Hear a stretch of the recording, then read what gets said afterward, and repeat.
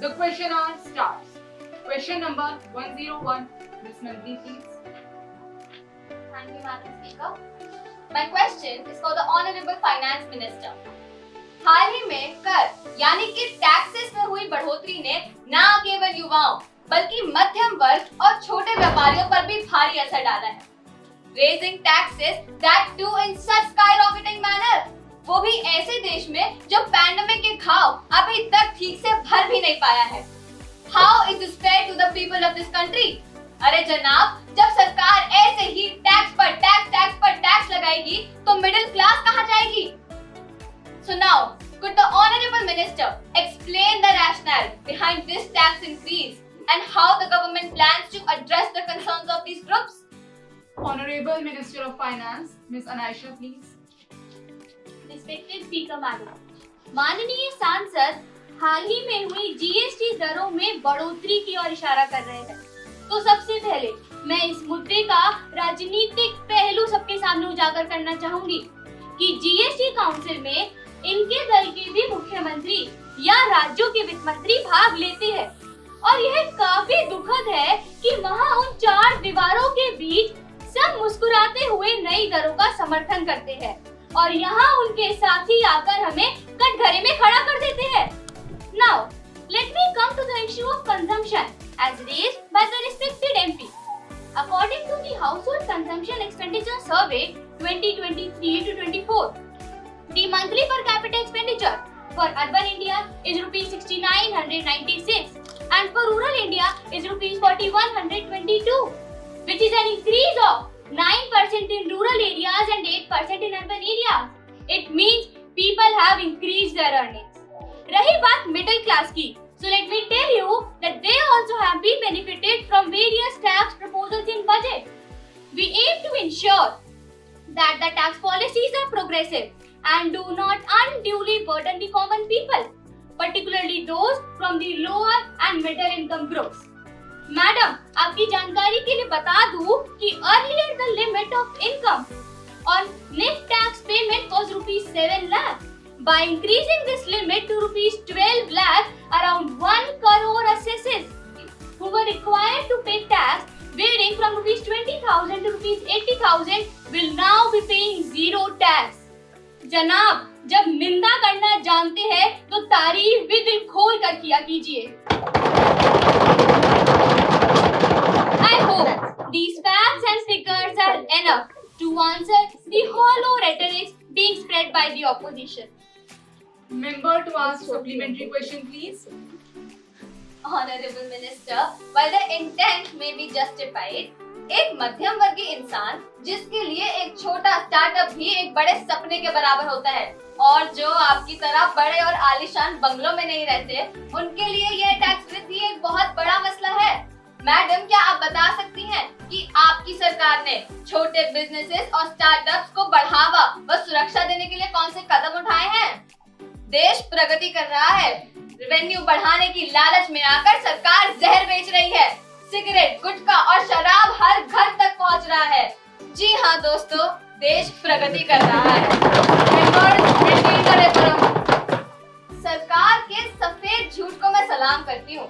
दुनिया को दिखाने के लिए हमारी सरकार ने कई नए हॉस्पिटल, एयरपोर्ट और रेलवे स्टेशन तो जरूर बनाए हैं, परंतु उन शानदार इमारतों को ध्वस्त होने में समय नहीं लगता.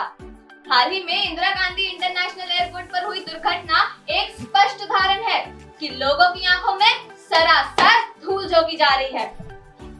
Honorable Minister, considering the concerns raised by the public about transparency and accountability in the management of public funds, can you outline the specific measures your government has put in place to ensure responsible spending?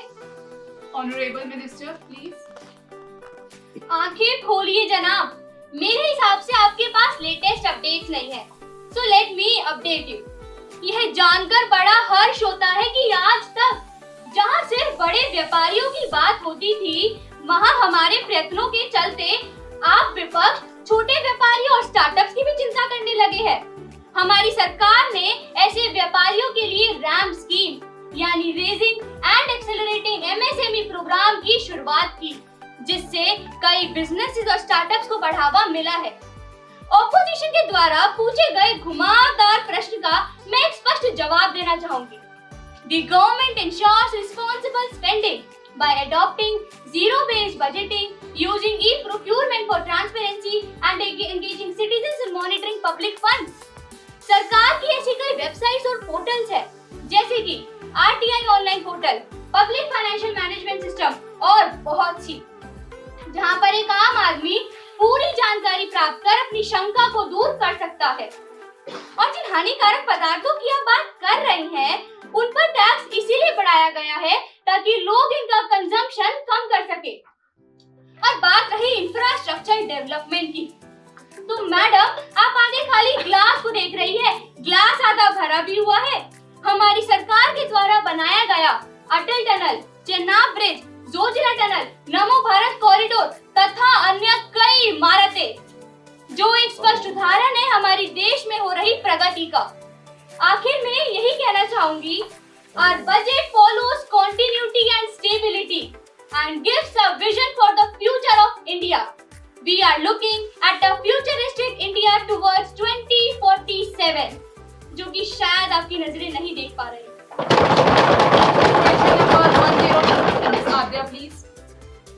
हर चीख पर कान बंद कर लिया, क्यों समाज ने हर सच को दफन कर दिया। Honorable Speaker Madam, today I stand before you all to discuss a pressing and distressing issue that has become a deep blot on our society, the increasing number of rape cases across the nation. आंखें खोलिए सरकार, ये देश जला जा रहा है।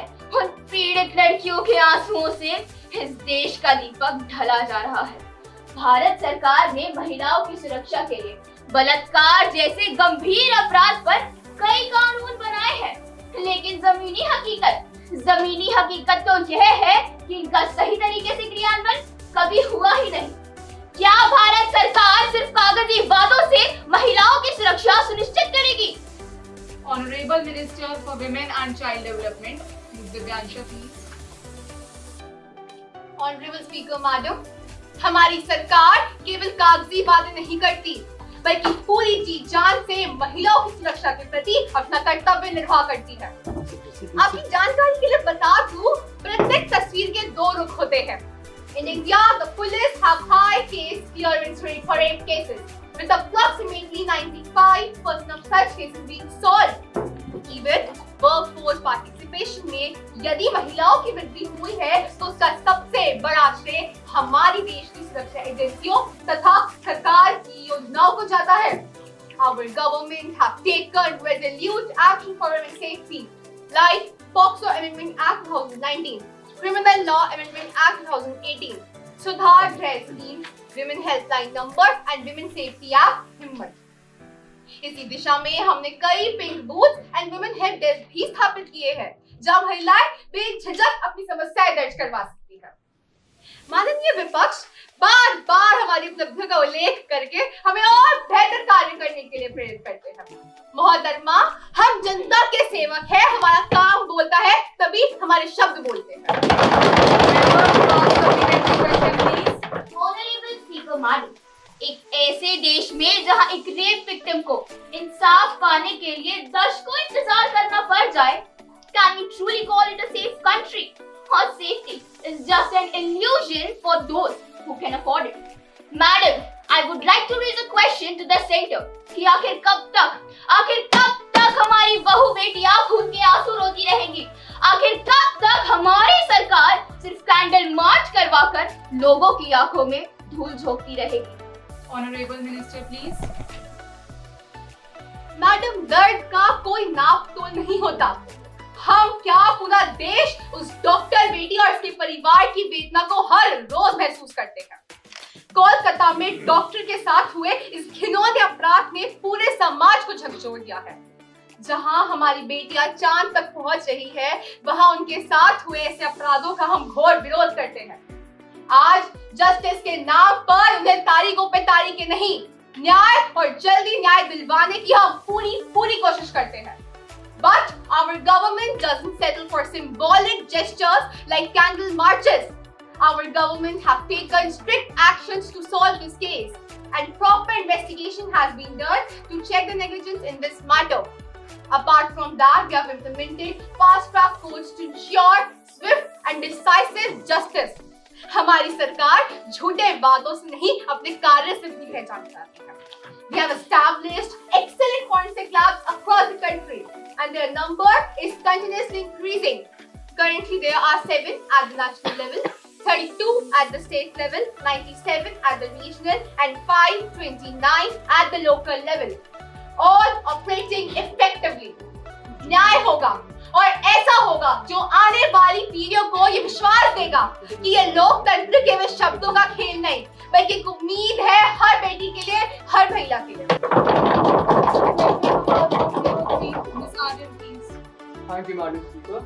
Honorable Defence Minister, since its initial days, the nation has considered its armed forces to be a topmost priority. जिन्होंने अपने खून से देश की मिट्टी को सींचा है, उनकी वीरता और देशभक्ति को आपने आज की तारीख में एक चिंता का विषय बना दिया. 14th June 2022, you introduced the Agnipath scheme to the Parliament, promising advancements in our military and security, which ironically now stands as a question mark on the integrity of the Indian defence system. आपके अनुसार इस योजना से सरकार army pension को कम कर आधुनिक उपकरणों में निवेश करना चाहती है. तो ऐसे में क्या आप हम सभी पर अपने ज्ञान का प्रकाश डाल यह बताने का कष्ट करेंगे कि जो मंत्री सत्ता से जाने के बावजूद अपने घर बैठ वातानुकूलित कमरों में आराम फरमाते हैं, उनके लिए कोई ठोस कदम अभी तक क्यों नहीं लिया गया? Moreover, September 2024, the Ministry of Defence declared that it is discussing to revise the Agnipath scheme with plans to boost the retention rate of our Agniveers. Yet, there have been no further updates since then, and the retention rate still stands at a merry 25%. Honorable Defence Minister, Ms. Vanya, please. Respected ma'am. Ladies and gentlemen, today as I stand in this esteemed chamber, I stand to answer all the questions concerning our nation. I must acknowledge the relentless and, dare I say, creatively imaginative criticism and political agendas from our colleagues in the opposition. Dearest Member of Parliament, it is not your fault. If your only weapon is a hammer, you'll see every nail as a problem. Our government and its leaders have articulated several benefits associated with the Agnipath scheme. Keeping in mind the matters of youth employment and economic efficiency, it aims to provide young Indians with opportunities to serve in the armed forces, thereby promoting patriotism, leadership and teamwork. Also, it helps to reduce the burden of pension liabilities on the defence budget, as pension liabilities consume a substantial part of our defence budget. Sir, post-service opportunities, जिसमें हम 25% अग्निवीरों को सेना में ले रहे हैं, तो वही दूसरी ओर 75% सेना से बहुत कुछ सीख कर जा रहे हैं. उस टेन्योर में जो वो स्किल सीख रहे हैं, उससे ना सिर्फ पब्लिक बल्कि प्राइवेट सेक्टर में भी उनकी एम्प्लॉयबिलिटी इनहांस हो रही है. We certainly care about our soldiers who put their blood, sweat and tears while serving us. Sir, they are too worthy to be taken for granted. Mr. Aryan, please. Madam, झूठे वादों और झूठे इरादों से देश अब ऊब चुका है. It is very best stated in the Agnipath scheme that the selection procedure is an exclusive jurisdiction of your government. जब इस देश में उच्च स्तर पर अभी भी काबिल सैन्य अधिकारी विराजमान हैं, तब क्यों आपकी सरकार को दखल अंदाजी करनी पड़ रही है? Is the example of militant expansion and dictatorship not enough for a government to learn from? मैं सवाल पूछता हूँ कि क्या सरकार देश को आज भी किसी की हुकूमत का मोहताज बनाना चाह रही है? सर, भविष्य किसने देखा है? हम नहीं जानते दुश्मन कब दरवाजे पर दस्तक दे दे, वो भी पूरी तैयारी के साथ. आज जो रशिया यूक्रेन में हो रहा है, इजराइल फलस्तीन में हो रहा है, वो सब न जाने कब हमें देखना पड़े. हमारा युवा हर चुनौती के लिए तैयार हो, बस यही हमारी तमन्ना है. मेरा एक सीधा सीधा सवाल आपसे भी है कि कारगिल में जो शूरवीर जवान आगे गए थे, तो क्या वो अपने स्वार्थ और वेतन के लिए गए थे या अपनी मिट्टी और देश के लिए? आप सभी को मैं याद दिला दूं, भारतीय सेना जिन सिद्धांतों पर बनी है, वह नाम, नमक और निशान के हैं, पैसों के नहीं.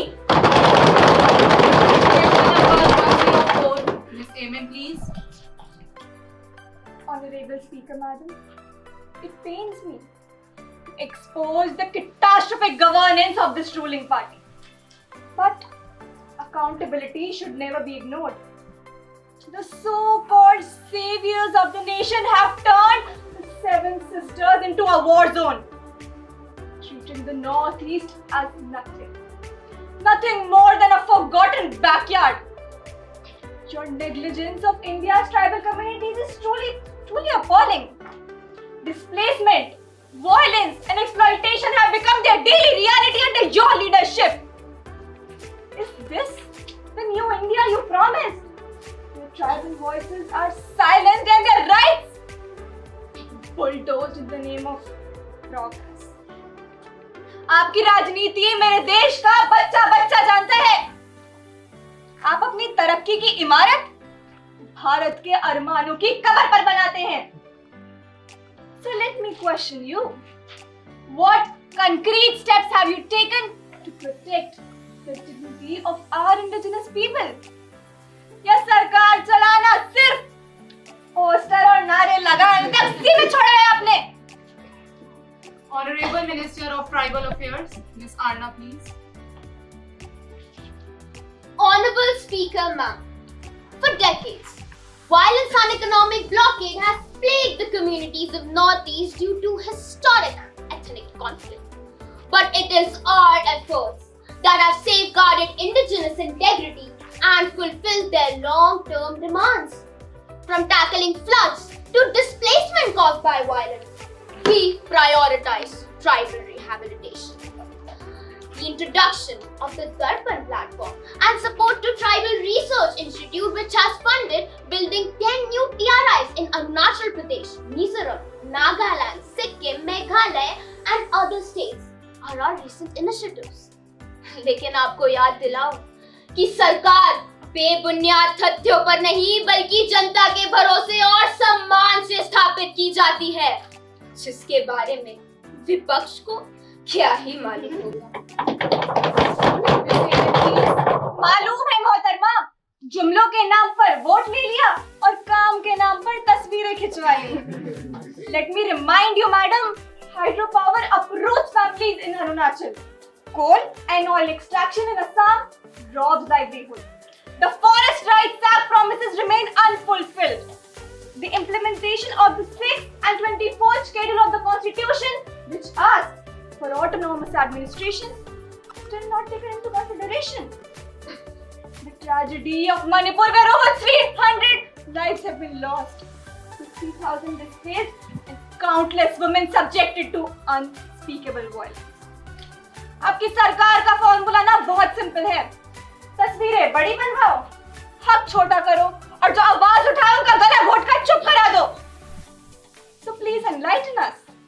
How do you plan to address the systematic exploitation and violence faced by our communities? What is your grand plan? More apathy or actual solution? Honorable Minister, please. Honorable Speaker, ma'am, हम वो सरकार जो मणिपुर की दशकों से चलती आ रही मजबूरियों को मिटाने का काम कर रहे हैं. वो मजबूरियां जिनकी शुरुआत विपक्षी दल ही थी, आज उन्हीं मजबूरियों के खात्मे की चिट्ठी पर हमारा ही नाम होगा. As the trust from the people of Manipur is clear, we have initiated 331 projects worth 109 crores and 39 new projects worth 278 crores, highlighting our commitment. FIRs, protests, violence have reduced due to our peace efforts. Under the Forest Right Act 2006, 23 lakh individual titles and 1 lakh community titles have been issued covering 190 lakh acres of land.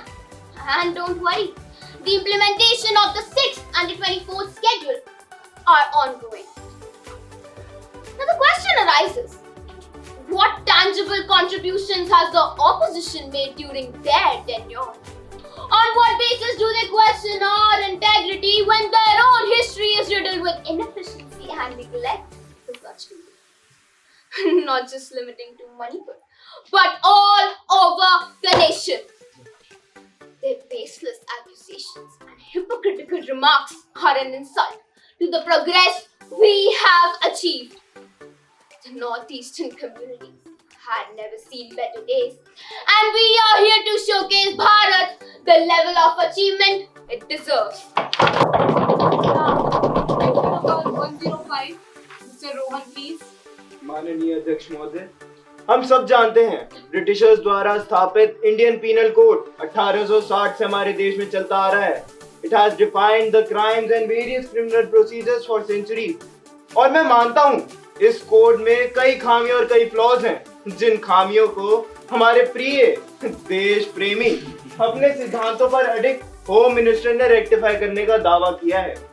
इन 3 नए कानूनों को a revolution in Indian political history का दर्जा भी दिया गया है. पर माफ कीजिएगा, जहां तक मैं देख पा रहा हूं, मुझे तो कोई ऐसा रेवोल्यूशनरी चेंज दिखाई नहीं दे रहा. The flaws and drawbacks of the 19th century law are still kept without any change. जनाब, गीदड़ को शेर की खाल पहना देने से वो शेर नहीं बन जाता, रहता वो गीदड़ ही है. Members, maintain the decorum. Let the This is not a minister. revolution in Indian politics. It's just a renaming show off. और हम सब जानते ही हैं, इस रीनेमिंग फॉर वोट आइडियोलॉजी में तुम्हारी सेंट्रल गवर्नमेंट का कोई मुकाबला ही नहीं. Honorable Home Minister, Mr. Deshmukh, please. धन्यवाद अध्यक्ष महोदय. मेरा एक सरल निवेदन है हमारे अपोजिशन से. आधा ज्ञान चक्रव्यूह में उलझा देता है. इसे एक विनम्र चेतावनी समझिए, कहीं आप उलझ न जाए. हमारे विपक्षी नेता को ठोस बदलाव और चेंजेस सुनने में बड़ी दिलचस्पी दिखाई देती है. Then allow me to list down the changes for you in our new 3 criminal laws. भारतीय न्याय संहिता, which is brought in for the Indian Penal Code. भारतीय नागरिक सुरक्षा संहिता replaces the Code of Criminal Procedure, and भारतीय साक्ष्य अधिनियम replaces the Indian Evidence Act. महोदय, आप गिनती शुरू करें. पहला, expeditious justice अथवा शीघ्र न्याय. ये मेरा दावा है इस देश से, देशवासियों से, कि न्याय अब देर से नहीं बल्कि दुरुस्त और पूर्ण रूप से मिलेगा. Increased number of fast track courts, increased number of our Supreme Court judges and smooth operation of our judiciary are a clear proof of my claim. दूसरा, simplification. इस सदन में बैठे हर व्यक्ति को ज्ञान है कि कानून का मूल उद्देश्य कानून के जानकार लोगों तक सीमित रह नहीं, बल्कि इस समाज के हर व्यक्ति को उसका लाभ देना है. With a structured and simplified language, हम एक आम आदमी भी अपने राइट्स और ड्यूटीज की इंपॉर्टेंस को समझ सकता है. तीसरा, टेक्नोलॉजिकल एडवांसमेंट. 19वीं शताब्दी के पीनल कोड में टेक्नोलॉजी का जिक्र नाम मात्र था. With growing times and the era of artificial intelligence, we have introduced various reforms like digital filing of cases, electronic evidences, tech-neutral language, and even online hearing of cases are introduced. यही नहीं, जनाब, अभी और सुनिए. Various gender-biased provisions of the Penal Code are now replaced with many gender-sensitive laws with special provisions for women and child safety in the Bharatiya Nyaya Sanhita. आप नारी के सम्मान की बात करते हैं. अरे कुछ तो खुदा का खौफ कीजिए. And maintain the decorum. Mr. Rohan, please. Honourable speaker madam, मेरा एक सरल सवाल है हमारी केंद्रीय सरकार से. मैरिटल रेप जैसा महाअपराध आपके इन रेवोल्यूशनरी लॉ में अभी तक लीगलाइज कैसे है? आप तो जगह जगह नारी शक्ति के झंडे लहराए फिरते हैं. But what you are really doing is providing leniency to the accused. Section 67 of the BNS is total injustice towards the nation.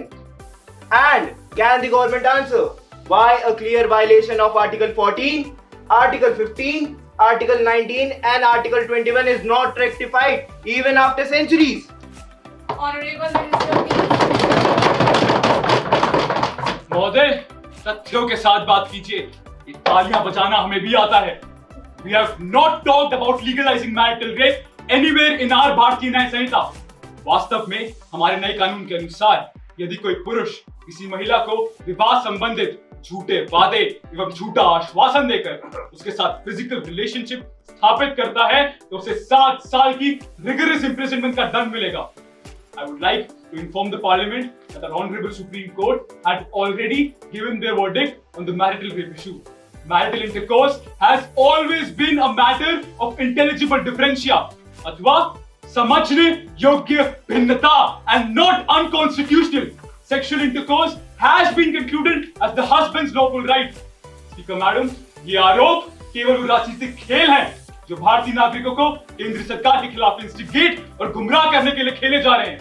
I, as the Home Minister in this House of the People, can assure India that these new laws are well and truly for the betterment of this country. No more supplementary questions, please. Instance of breach of privilege against Shri Rakesh Singh for one of his write-ups in his popular column of National Daily on 16th December 2024, in which the English author has criticized politicians and the members of the parliament. This is a great insult of the elected representatives of the House. Ms. Tushita, have you given a notice of it earlier? If not, then you may give a due notice of it and I shall consider it. You can't spring a surprise on me like this. Yes, ma'am, I have already given a notice of it today at 10 a.m. as the author didn't apologize for the remarks despite the demand. It will be examined when it comes to me. I shall consider it and let you know my decision. Now, papers to be laid. Honorable Minister of Law and Justice, Ms. Faridhi, please. Honorable Speaker Madam, I beg to lay on the table a copy of annual report of the Supreme Court judges travelling and alloying, Rule 2024, as listed against my name in today's list of judges. Secretary General to report a message from the upper chamber of the Youth Parliament. Madam, I have to report the following message received from the Secretary General of Upper Chamber of Youth Parliament. I am directed to enclose the copy of the National Institute of Design, an ID amendment bill which has been passed by the Upper Chamber at its sitting held on 15th November 2024. Secretary General to lay on the table a copy of the bill passed by the upper chamber. Madam, I lay on the table of the House the copy of the National Institute of Design and ID Amendment Bill, which has been passed by the Upper Chamber. Now, let us take up the calling attention motion. Honorable Leader of Opposition, Ms. Sakshi, to bring the attention of the Honorable Minister of Minority Affairs, Mr. Pranshu. Ms. Sakshi, please. केसरिया हिंदू हुआ, हरा हुआ इस्लाम, रंगों पर भी लिख दिया जात धर्म का नाम. वाह, क्या खूब है मेरी सरकार. माननीय अध्यक्ष महोदया, यह मुद्दा इस देश के लोकतंत्र पर सबसे बड़ा प्रश्न चिन्ह है. एक ऐसा कलंक है जिसे सदियों तक नहीं मिटाया जा सकता. धर्मनिरपेक्षता का पतन. धर्मनिरपेक्षता, समाजवाद, अखंडता, ये वो मूल्य हैं जो असल मायनों में भारत को भारत बनाते हैं. मजहबों के बीच बोई गई नफरत की फसल को जड़ से उखाड़ने के लिए 1976 के 42वें अमेंडमेंट में इनका प्रावधान रखा गया. सबको ये विश्वास दिलाया गया कि भारत ना किसी एक धर्म का पक्ष लेगा और ना ही किसी धर्म के खिलाफ होगा. लेकिन तत्कालीन हालात और सरकार तो कुछ और ही बयां करते हैं. सेक्युलरिज्म आज मात्र संविधान में एक शब्द बनकर रह गया है और इस शब्द का इस्तेमाल मौजूदा सरकार बिल्कुल शतरंज के मोहरों की तरह कर रही है. सरकार के अनुसार बहुसंख्यक धर्म बहुत खतरे में है, इसलिए अल्पसंख्यक धर्म को भी खतरे में डाल रहे हैं. इतिहास गवाह है कि धर्म कभी खतरे में था ही नहीं. अगर होता तो महाराणा प्रताप का सेनापति एक मुसलमान और अकबर का सेनापति एक हिंदू ना होता. सही मायनों में खतरा तो कुर्सी का है जनाब. महोदया, जब से इनका शासन चलता आ रहा है तब से ही देश जलता जा रहा है. दिल्ली 2020, मणिपुर 2023, असम जो 2014 से लगातार दंगों की आग में जलता जा रहा है. ना जाने कब तक इस जीते जागते राष्ट्र पुरुष को धर्म के नाम पर टुकड़ों में बांटा जाएगा. हैरानगी तो इस बात की है कि वह लोग जो इस आग को चिंगारी लगाते हैं वे खुद को धर्म के ठेकेदार बताते हैं. Madam, silence is nonetheless another form of acceptance. सत्य कभी नष्ट नहीं हो सकता, चाहे कितने ही राज्य और राहों के नाम या किताबों के पाठ बदल दीजिए. Honorable Minister of Minority Affairs, Mr. Pranshu, please. महोदया, दोषारोपण करना विपक्ष की फितरत है, पर याद दिला दूं कि देश का बंटवारा ही धर्म की राजनीति पर हुआ था। दंगों में दोनों धर्मों के खून के अलावा इंसानियत का खून हुआ था। मजहबों का हिसाब बाद में कर दीजिएगा, पहले साबित तो होने दीजिए कि यहाँ इंसान है सब। ईर्ष्या, द्वेष, अलगाववाद के चक्र में मल जाकर आप चाहे मैं कितना भी दोषी करार कर दीजिए, लेकिन ध्यान रखिए जब तक जनता हमारे साथ है तब तक हमारा कोई बाल भी बाका नहीं कर सकता। हम आज के अभिमन्यु हैं, चक्रव्यूह का भेदन करना जानते हैं। जब जब सांप्रदायिक दंगे हुए तब हमने सीआरपीएफ, बीएसएफ, आरएएफ को कार्यभार सौंपकर इन दंगों को शांति वार्ता सुलझाने का प्रयास किया। एनएफसीएच यानी national foundation for communal harmony में हमने धार्मिक विविधताओं को आधार बनाए बिना निराश्रितों को आश्रय दिया, न केवल उनके रोजगार की, पोषण की, अपितु उनकी निजी समस्याओं को सुलझाने का प्रयास किया। यूएपीए, एंटी कन्वर्जन लॉ इत्यादि विधेयकों के माध्यम से हमने शांति स्थापना का पुरजोर प्रयास किया। 144 साल बाद हो रहे महाकुंभ में लगभग 6 करोड़ श्रद्धालुओं ने स्नान किया, जो हमारी भारत की संस्कृति का भव्य दर्पण है। यदि हम और हमारी सरकार भारत को संस्कार और संस्कृति से जोड़ने का प्रयास कर रही है तो उसमें आपको आपत्ति क्या है? आपके विचार से या किसी एक धर्म को प्रश्रय देना हो सकता है, मगर हमारे अनुसार ये अपने धर्म और अपने देश की अस्मिता को बचाने का सार्थक प्रयास है। माननीय महोदया, सच को कह देना बहुत कठिन, सुनकर सह लेना और कठिन, लेकिन मुझको कहना होगा और तुमको सुनकर सहना होगा।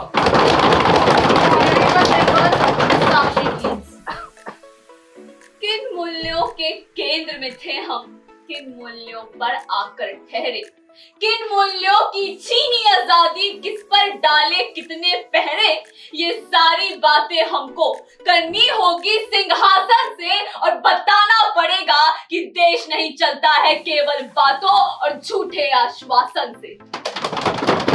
झूठ का नकाब उतारिए साहेब, अपने भव्य दर्पण में जरा झांक कर तो देखिए, शायद आपको सैकड़ों परिवारों की चीखें और आंसू नजर आ जाए।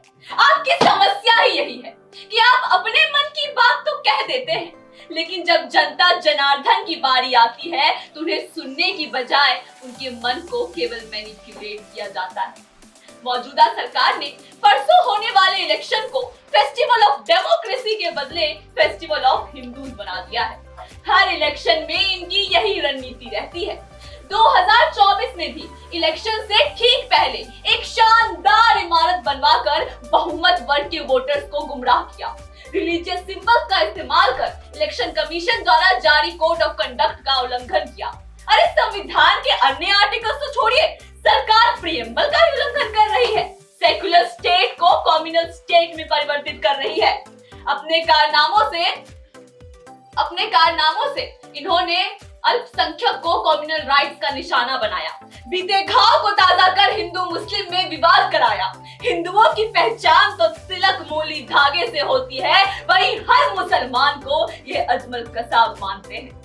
इतनी आग शायद देश की एकता को भस्म करने के लिए काफी नहीं थी, तो फिर वक्फ बोर्ड अमेंडमेंट 2024 इस बिल को पेश कर सरकार ने 1947 के विभाजन जैसे खौफनाक मंजर को हमारे आंखों के समक्ष फिर से जीवित करने की कसम खा ली है। महोदया, कोई भी जनतंत्र विचार और सहमति से चलता है, लेकिन सरकार ने विपक्ष से ना कोई विचार किया और ना ही उनकी असहमति पर कोई तवज्जो दी। आज सरकार लोकतंत्र का खून कर तानाशाह बन बैठी है। याद रखिए कि हुकूमत के लिए एक आंसू भी खतरा है। जो सरकार साधु का वेश धर जनता से ढोंग कर रही है, उन्हें जरा ज्ञात करवा दूं कि साधु के वेश में रावण आज तक ना पले हैं और ना पलने देंगे। मेरा सरकार से निवेदन है कि वक्फ अमेंडमेंट बिल और अपने मन की बात अपने पास ही रखे और जनता की मन की बात सुने। भारत की अखंडता और प्रभुता को खंडित ना करे, और अगर आपसे ये नहीं हो सकता तो देश से मजाक मत करिए, कृपया सिंहासन खाली कीजिए, क्योंकि ना तो आप किसी की आंखों के नूर हैं, ना किसी के दिल का करार है। जो किसी के काम ना आ सके, आप ऐसी सरकार है। अध्यक्ष महोदया, मौजूदा सरकार धर्म का मंत्र फूंककर चुनाव जीतती आ रही है और इनकी ये सोच हमारे संविधान के साथ एक खिलवाड़ है। ये सरकार की तानाशाही का प्रमाण माइनॉरिटीज के लिए खतरा और इस देश की प्रभुता को भट्टी में झोंकने का प्रयास है। वक्त जो मुस्लिम समुदाय के लिए सामाजिक और धार्मिक सम्मान का प्रतीक है, उसे वक्त अमेंडमेंट बिल 2024 द्वारा एक राजनीतिक हथियार बनाने की कोशिश की जा रही है। यह सरकार हमारी धार्मिक आस्था का उपहास बना रही है। हम सब बचपन से गुनगुनाते आए हैं कि हम लाए हैं तूफान से कश्ती निकाल के, इस देश को रखना मेरे बच्चों संभाल के। सवाल कीजिएगा जरा खुद से कि क्या रख पाए हैं आप इस कश्ती को संभाल के। आज सरकार धर्म को नफरत की पतवार से हिंसा की बेड़ियों में बांध इस कश्ती को पार करवाना चाहती है। महोदया, इस बिल में नॉन मुस्लिम्स को इंक्लूड करने की बात की गई है। मैं सरकार से पूछना चाहूंगा कि जब राम मंदिर का निर्माण हो रहा था तो क्या विश्व हिंदू परिषद में मुस्लिम कार्यकर्ता थे? दूसरी बात, 2013 में वक्फ एक्ट के प्रोविजंस को एक्सपोज किया गया और यह माना गया कि व्यक्ति चाहे किसी भी धर्म, किसी भी संप्रदाय का हो, वो अपनी संपत्ति को वक्फ को समर्पित कर सकता है। पर इस 2024 के संशोधन विधेयक ने फिर से पुरानी स्थिति को लौटाकर मुसलमानों तक ही सीमित कर दिया है और इस बार तो सिर्फ वही जो पिछले 5 साल से मुस्लिम धर्म को फॉलो कर रहे हैं। कैसा भद्दा मजाक है ये, जुमले पे नया जुमला पेश किए जा रहे हैं। अब सवाल उठता है कि क्यों, इस संशोधन की आवश्यकता ही क्या थी? महोदया, इस सभा में उपलब्ध किसी के लिए भी यह समझना आसान नहीं है। असल मायने में तो इनका ये जो भेदभावपूर्ण नियम है, ये हमारे इंडियन कॉन्स्टिट्यूशन के आर्टिकल 14 को वायलेट करता है, जो हम सबको समानता का अधिकार देता है। स्पष्टीकरण दीजिएगा कि क्या ये बिल भारत की विविधता और धर्मनिरपेक्षता पर खुला हमला नहीं है? जब वक्फ बोर्ड पहले से ही पारदर्शिता के लिए कदम उठा रहा है, तो आपको इस संशोधन की आवश्यकता क्यों महसूस हो रही है? Mister Javed, please. अध्यक्ष, जहां सियासत धार्मिक मसलों को शांत करे वह देश महान होता है, लेकिन जहां सियासत खुद धार्मिक मसलों को पैदा करे और उसका पोषण करे तो समझो देश को गलत लोग चला रहे हैं। Madam, elections are supposed to be the festival of democracy, not a religious procession. But what do we see today? चुनावों में धार्मिक प्रतीकों का प्रयोग, जो न केवल भारत के संविधान के मूल सिद्धांतों का उल्लंघन है, बल्कि हमारी लोकतांत्रिक व्यवस्था के लिए एक चिंता का विषय भी है। राजनेताओं ने अपने स्वार्थ के लिए, वोट बैंक के लिए मस्जिदों की खुदाई, मंदिरों का निर्माण और भव्य प्राण प्रतिष्ठा इत्यादि करवाया। क्या ये हमारे संविधान के अनुरूप है? धर्म आस्था का विषय है साहिब, परंतु आपने इसे युद्ध का सबब बना दिया है। एक तरफ मंदिर का निर्माण तो दूसरी तरफ समाज का विघटन। ये कैसा विकास है? आप लोगों को शास्त्र निपुण नहीं बल्कि शस्त्र निपुण बनाने का संदेश दे रहे हैं। यदि आप अमुक धर्म के हैं तो घरों में पत्थर और लाठियां रखो। क्यों? आपका तथाकथित धर्म क्या इतने खतरे में है? क्या हमारे शास्त्रों में, गीता में यही संदेश है? क्या धर्म जात के डबल इंजन लगाकर ही आपकी सरकार प्रगति करना चाहती है? अरे पूरे चुनाव प्रचार को मंदिरों और गंगा घाटों से चलाकर क्या आप धर्म निरपेक्षता की कोई नई परिभाषा लिखने वाले हैं? महोदया, किसी कवि की कलम ने क्या खूब लिखा है, कभी नोटों के लिए मर गए तो कभी वोटों के लिए मर गए, कभी जात पात तो कभी 2 गज जमीन के लिए मर गए। होते अगर आज वीर भगत सिंह तो कहते, यार सुखदेव, हम भी किन खुद गर्जों के लिए मर गए।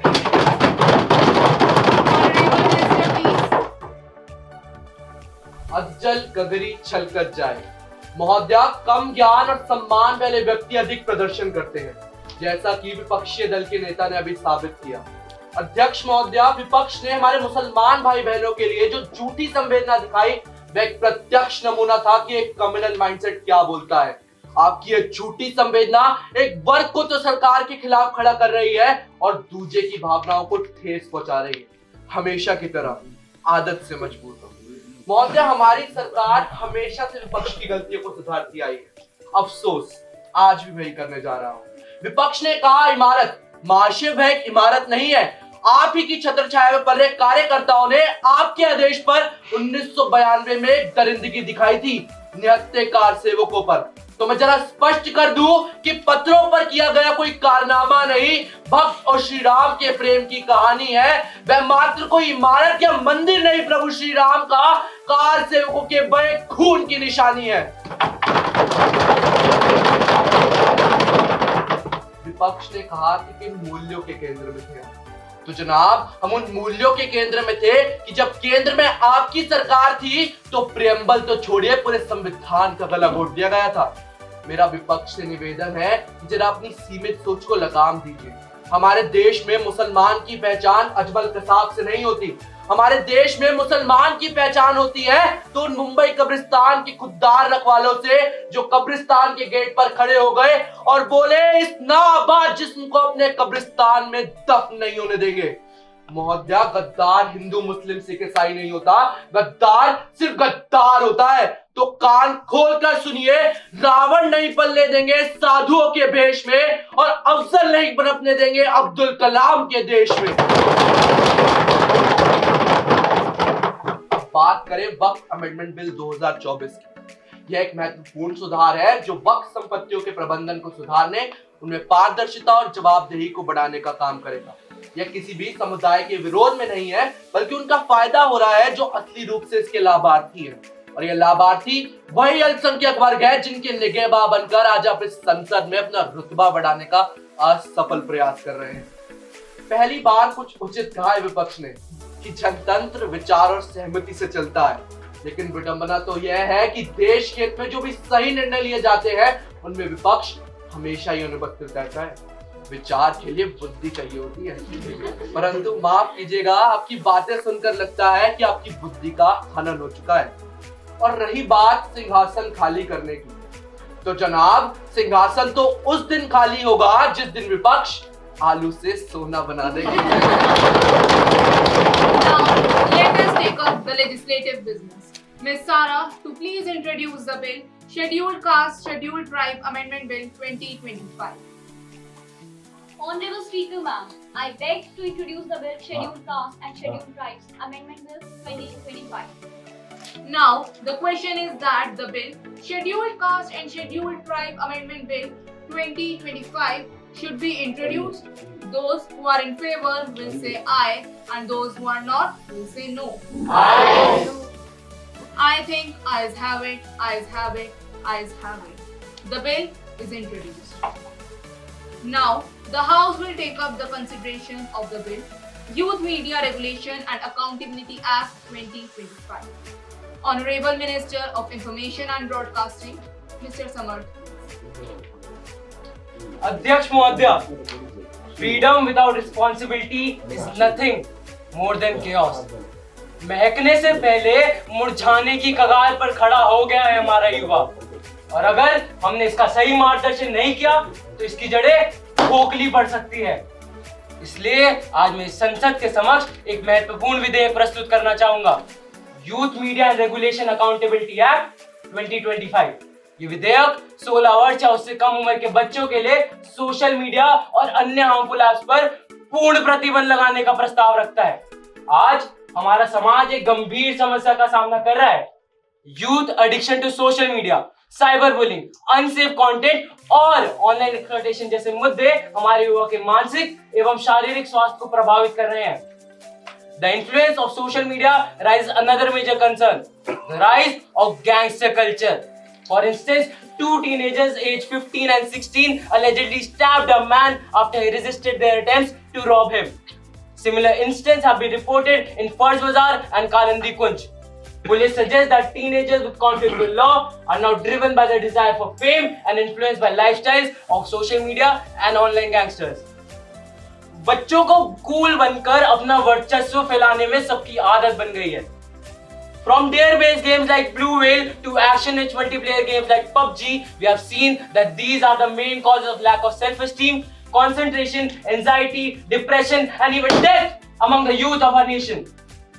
So, I would like to present its main provisions. First, complete ban and mandatory age verification for adolescents on social media. 16 साल से कम उम्र के किसी भी व्यक्ति को सोशल मीडिया पर अकाउंट बनाने, मैनेज करने या यूज करने की अनुमति नहीं होगी जो नेटवर्किंग, गेमिंग, चैट फीचर्स या ऑनलाइन कम्युनिटी से संबंधित है। सभी सोशल मीडिया प्लेटफॉर्म्स को सख्त एज वेरिफिकेशन के लिए यूपे लागू करना होगा, जैसे कि सरकारी आईडी जमा करना, ताकि ये सुनिश्चित किया जा सके कि केवल 17 साल या उससे अधिक के व्यक्ति इन सर्विसेज का उपयोग कर पाए।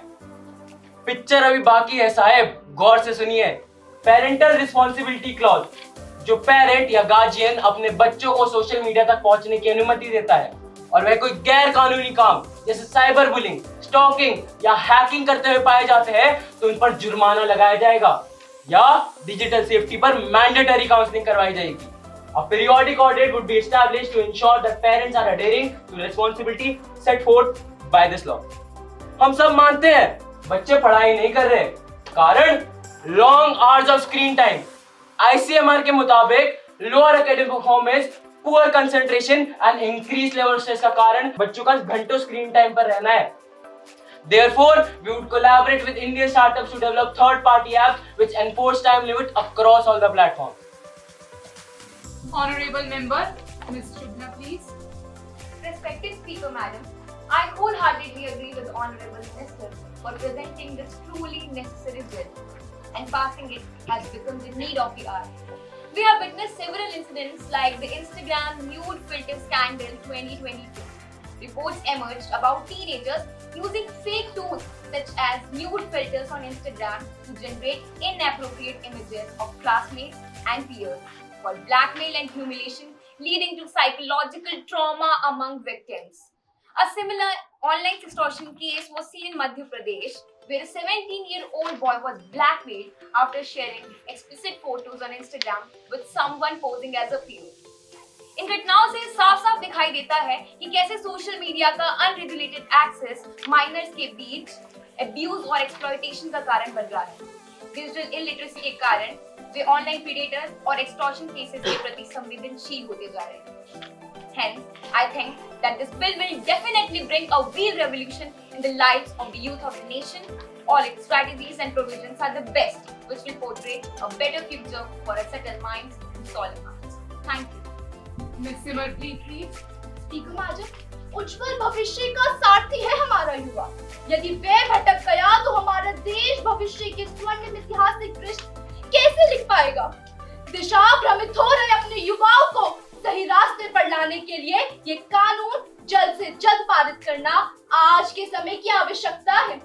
एकलव्य जैसा शिष्य, द्रोणाचार्य जैसा गुरु और चाणक्य नीति को सिखाने में सोशल मीडिया असक्षम है। उसका ज्ञान असीमित, अपरिमित हो सकता है, लेकिन मंजिल का रास्ता नहीं बता सकता। सोशल मीडिया हमारे युवाओं को गुमराह कर रहा है। उसकी आड़ में युवा अपने सपनों और संस्कारों से दूर हो ऑनलाइन ट्रोलिंग एंड डिप्रेशन का शिकार हो रहे हैं। जिस युवा को किताबों से दोस्ती करनी चाहिए थी, वो युवा तो लाइक्स एंड फॉलोअर्स के चक्कर में गुम हो गए। जिस युवा को विवेकानंद, आर्यभट्ट, अटल, भगत पटेल जैसा बनना चाहिए था, वो युवा तो मीम्स के राजा बन बैठे हैं। कुछ लोग सोशल मीडिया को फ्रीडम ऑफ स्पीच का कवच मानते हैं, लेकिन माफ कीजिएगा, वो तो आज फ्रीडम ऑफ धोखाधड़ी, फ्रीडम ऑफ गाली गलौज बन चुका है। अगर भारत को फिर से विश्व गुरु बनाना है, तो हमें अपने युवाओं को सही दिशा दिखानी होगी।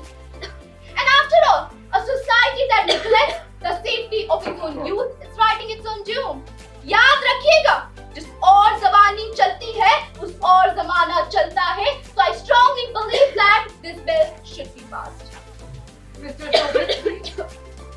स्पीकर मैडम, माननीय स्क्रीन टाइम की बात कर रहे हैं। मैं इनसे पूछना चाहूंगा, इनका खुद का स्क्रीन टाइम कितना है? Social media is a place where we learn, we grow and we express ourselves.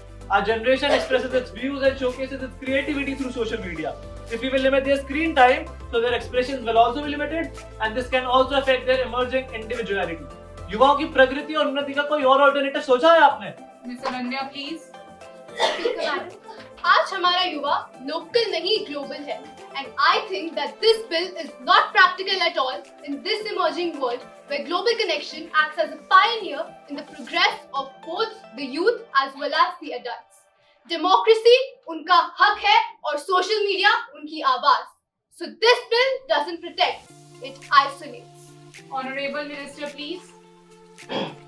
If I have interpreted the motion raised by the opposition correctly, that they are seeking for a better alternative that can enhance the overall development of our youth, I would like to bring to their kind notice that we ensure that every child learns a vocational skill in school as already mentioned in NEP 2020. Speaker ma'am, हमारा मकसद हमारे देश के युवाओं को एक ऐसा जिम्मेदार और अकाउंटेबल नागरिक बनाना है जो इस कंटेम्पररी मॉडर्न वर्ल्ड में अपनी तरक्की का रास्ता खुद ढूंढ सके, ना कि दिशाहीन हो जाए। हमारा मकसद आत्मनिर्भर भारत बनाना है, भारत निर्भर ऑन सोशल मीडिया नहीं। Our ministry ensured that this initiative will surely empower the youth and bring the best out of them. Honorable member, Mr. Ayan, please.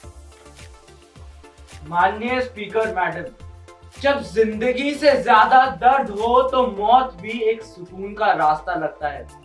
I rise today to introduce a private member bill that addresses a matter of profound significance and sensitivity. The legalization of active euthanasia in India. ये एक ऐसे मरनासन व्यक्ति को पीड़ा से मुक्ति देने का प्रावधान है जो 100% उसका अधिकार होना चाहिए। ये एक ऐसे व्यक्ति का हक है जो ऐसी असाध्य बीमारियों से जूझ रहा है, ऐसी जंग लड़ रहा है जिसमें न जीत मुमकिन है न हार, जो है सिर्फ और सिर्फ पीड़ा। पैसिव यूथेनेशिया भले ही कई जगहों पर मान्य हो, पर यह हमेशा सही रास्ता नहीं दिखा पाता। एक्टिव यूथेनेशिया का महत्व आप उनसे पूछिए जो ऐसी लाइलाज बीमारियों से लड़ रहे हैं। सबसे बड़ी बात तो जनाब ये है, ये फैसला हमारा नहीं, ना सरकार का ना समाज का। ये फैसला है उन लोगों का जो ऐसी बीमारियों से लड़ रहे हैं।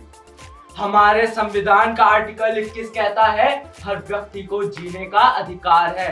अगर जीने का अधिकार है तो वह सम्मान में संवेदना के साथ मृत्यु को स्वीकारने का अधिकार नहीं होना चाहिए। मैं आप सबसे एक निवेदन करके अपनी बात समाप्त करूंगा। क्या जिंदगी को जीने का असल मतलब सिर्फ सांसें लेना है या सही मायनों में जीना? Mr. Ritwik, please. मैं मान्यवर की बातों से एकदम सहमत हूँ। मेरा मानना है कि गरिमापूर्ण मृत्यु पीड़ा रहित होनी चाहिए। यह अक्सर कहा जाता है कि जीवन एक वरदान है, लेकिन जब यही वरदान एक श्राप में बदल जाता है तब जिंदगी का हर एक गुजरता हुआ पल असहनीय दर्द और निराशा से भर जाता है। अरुणा शॉन बॉब केस, इस केस के बारे में तो आप सभी जानते ही होंगे, जहां एक नर्स अरुणा 41 वर्षों तक अनकॉन्शियस रही। This helped in legalizing passive euthanasia. Similarly, active euthanasia is a way for respectful death for a person who doesn't want to suffer much. I humbly submit that forcing someone to endure such unbearable suffering violates very dignity that life seeks to preserve. This bill respects life by ensuring that death is not a prolonged punishment for terminally ill people. Thank you. Miss Rishti, please. माननीय सदस्य, आपके इस प्रस्ताव पर मुझे गहरी चिंता है क्योंकि यह वास्तविकता को ध्यान में नहीं रखता।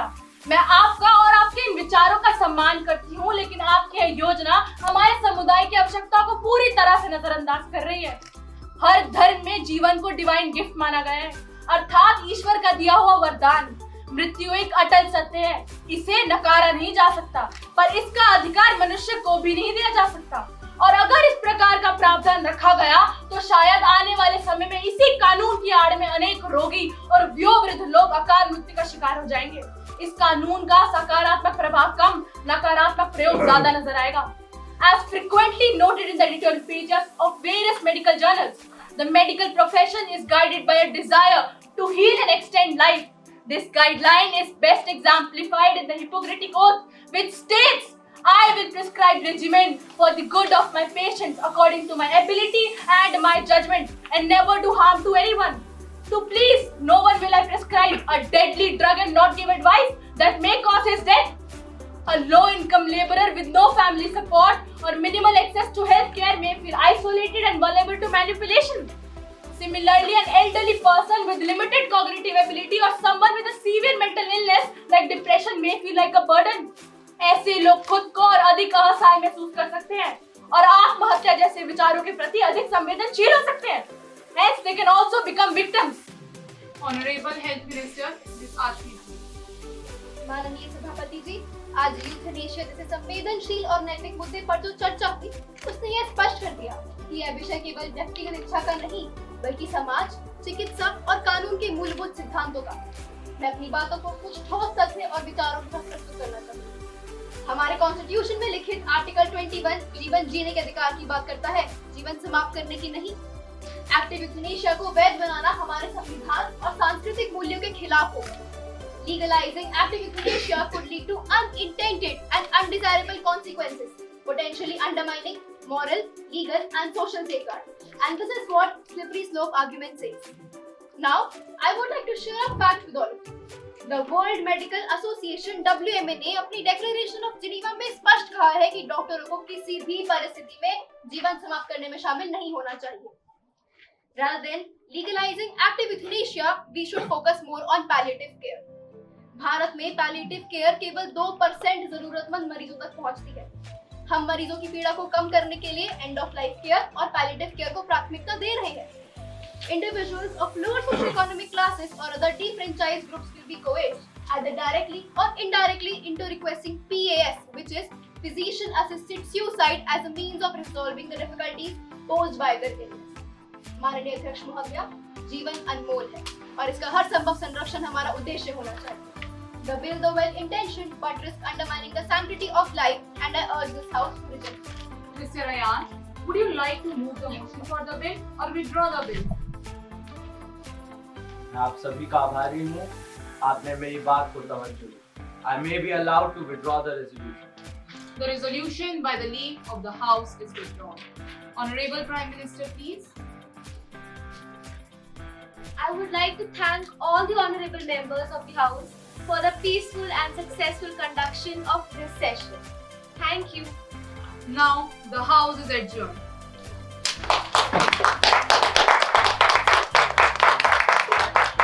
Thank you.